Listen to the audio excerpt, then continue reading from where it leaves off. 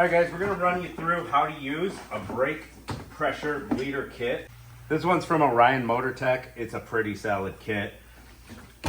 We're gonna show you how to use it. We just did brake lines and brakes on this vehicle over here, so it's a perfect opportunity. This is the kit for the Chevy systems. The adapter fits on the Chevy cap, and there's other kits out there for this, but you can buy the adapters to fit onto any make of vehicle. And the kit comes with a couple extra O-rings for the future, some gloves, user's manual. First thing we're gonna do is take off the top of this reservoir and fill it up with some brake fluid.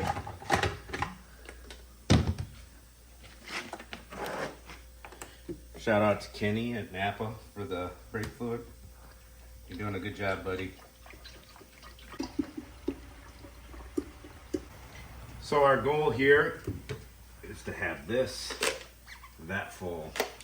We spin our top back on.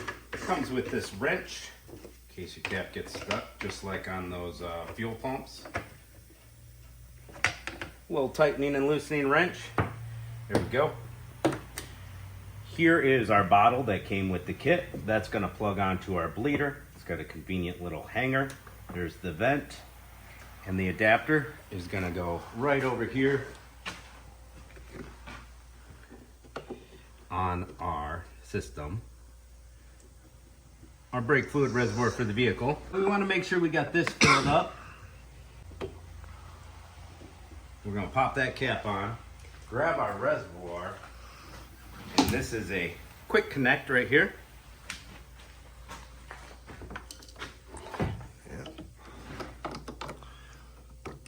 It's just going to snap right on.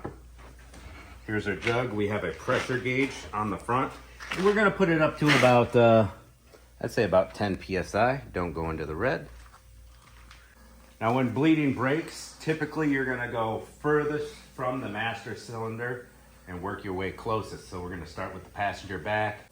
So we're going to attach this to our rear passenger bleeder screw.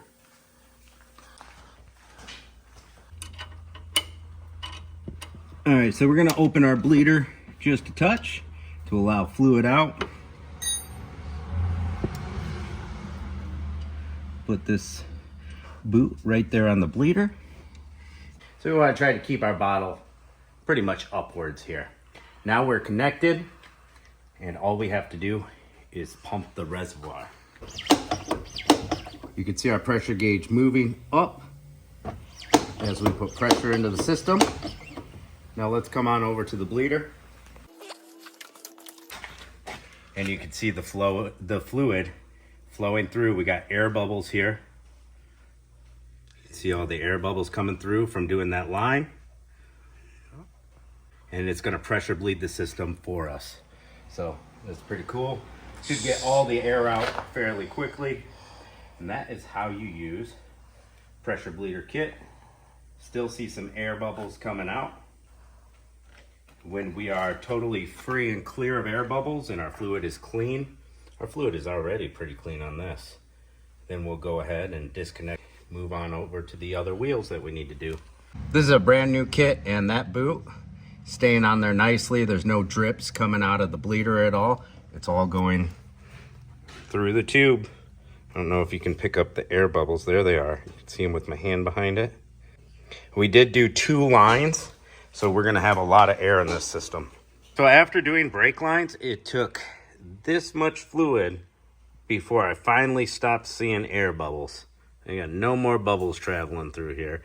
So that means we can close our bleeder off. This one's an 8mm. Close her off, boom. We can take this off now.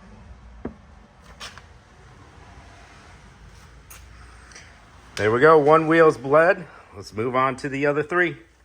All right, so you just did lines, and some of the other lines are maybe questionable on the vehicle, rusty, whatever. You can just leave it pressurized on the system. I like to go between 10 and 20 pounds of pressure, and you shouldn't lose any pressure if all your flares you did were good, if all your lines are still good. After you pressurize it, you'll find your leak in your system if you do have any leaks. This is very typical on vehicles. After you bled your first side, your longest side, you get a lot less air in your system. This one has taken about that much fluid, and I see no more air bubbles in the system. So as you go, the first one took quite a bit because we changed those lines, but now the next one, we're already bled. There's no air bubbles coming through, and it's filling up our tank. Everything's working perfectly. All right, we got all 4 wheels bled. We're gonna release the pressure that's in the system because we still got about 10 PSI here. We're just gonna go ahead and put the wrench on it. You hear that little hiss. If you disconnect from the reservoir, it's gonna kind of like shoot out at you. There we go, we release the pressure in the system. Now we can release the quick connect here, put our reservoir cap back on the car after we adjust the fluid level. We just did all 4 brakes, so it should be at the max line. Car got a full system flush on its .3 brake fluid. So now all we gotta do is verify that all our brakes are working. We'll show you how to do that. Here's our brand new brakes here. You can see the rotor. You wanna make sure it spins freely without the brakes being pressed. Now you can get a chunk of 2x4 or have a buddy in the car press the brakes. Hit them, Jamie. Hit. I like to use a nice long pry bar. We're gonna go forward and give it all we got, and those brakes aren't moving. Now go ahead and release, and then they release. We have no air in our system. Brakes are nice and tight. We're gonna slap the tires on and get this job done.